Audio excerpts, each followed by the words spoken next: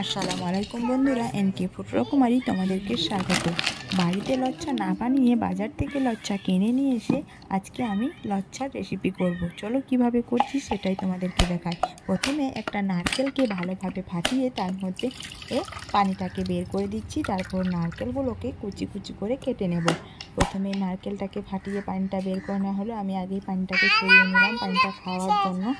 নারকেলের শাঁসটা দেখো কতটা মোটা, এই শাঁসটা আমি এবার কেটে নিচ্ছি। আমি কাটবো না, আমার ভাই কাটবে।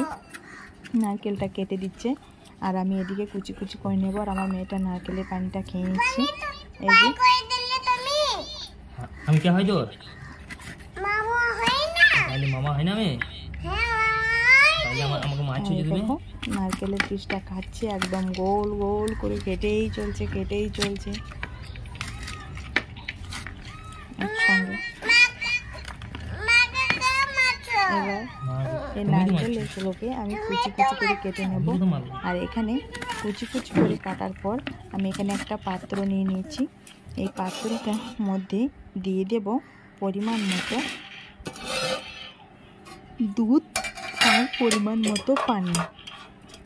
এই যে খুব বেশি দুধ কিন্তু নেই, অল্প সামান্য দুধ আছে, সব দুধ বিক্রি করা হয়ে গেছে। এই যে দিয়ে দিলাম গরুর দুধটা, সব দুধটা আমি দিয়ে দিচ্ছি। তারপর এটাকে মধ্যে দিয়ে দেব পানি, দুধ, পানি, চিনি দিয়ে একসঙ্গে ফুটিয়ে নেব। 1 গ্লাস দুধ 1 গ্লাস পানি দিলে বেশি ভালো হয়, কিন্তু হাফ গ্লাস দুধ আর 1 গ্লাস পানি দিয়েছি এখানে আমি। এবার গ্যাসটাকে ধরিয়ে নিয়ে তার চুলার মধ্যে বসিয়ে দিলাম। এবার পানিটাকে ভালোভাবে ফুটিয়ে নেব। এবার এখানে দিয়ে দিচ্ছি আমি 1 বাটি চিনি।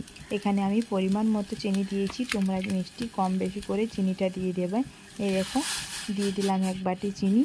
1 বাটি চিনি দেওয়ার পর এটাকে একটু ফুটতে শুরু করবে, ঠিক তখনই দিয়ে দিচ্ছি কোচানো নারকেল দিয়ে এখানে তোমরা চাইলে তেজপাতা, গরম মশলা, লবঙ্গ, এলাচ সব কিছু দিতে পারো।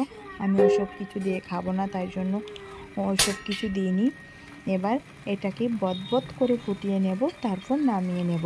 নামানোর পর এখানে নিয়ে নেব